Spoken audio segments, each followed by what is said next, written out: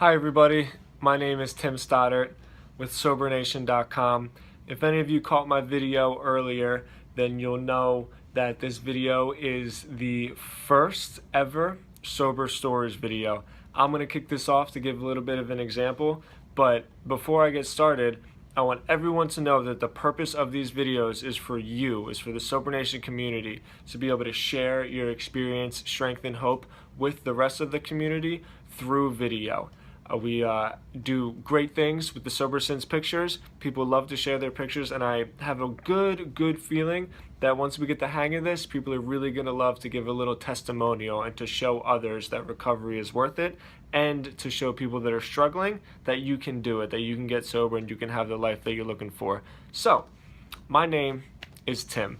I was born in Philadelphia in Chestnut Hill Hospital.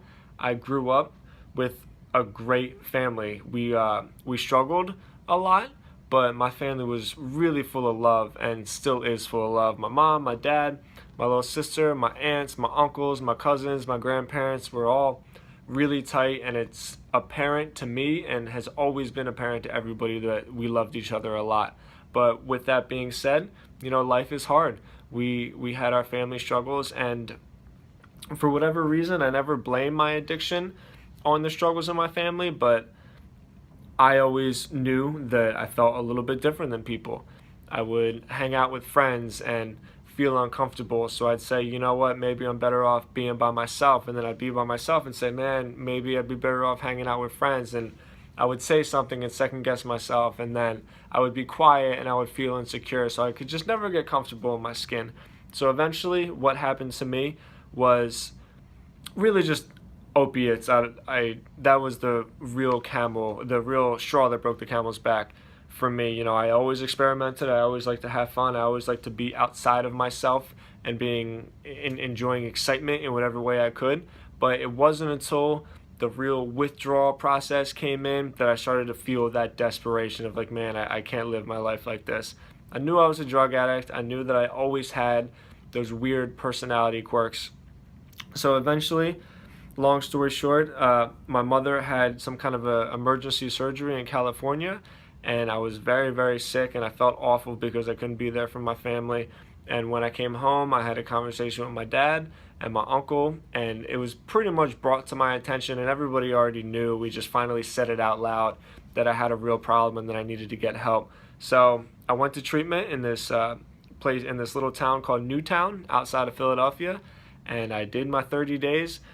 And it was really hard, and after that I moved down to Florida, and it was really hard, but you know what, it's gotten easier. And you know what I like to say, I don't know if life or sobriety has gotten easier. I think the more time in sobriety that I have, I've just continued to get stronger. So like in my first year, some kind of life challenge that I would feel today would really throw me off, and I'd have to kind of white knuckle it and go to tons of meetings and tell people about this huge problem I have. And these days, if something like that would happen to me, it sucks, but you just get through it. My sobriety has become stronger. My skin is thicker. I've learned a lot about myself, and you know what? I go to bed so easy at night. I love it. I couldn't be happier. I don't like to preach too much about me being sober, and I know that's hard for people to believe because of the website and Sober Nation, but I've intentionally tried to kind of stay behind the scenes with it all, because I don't want me to be the face of it. I want everybody to be the face of it. But if somebody asks, like, why is it that you're so happy, or how do you keep this level of contentment, it's always the same things.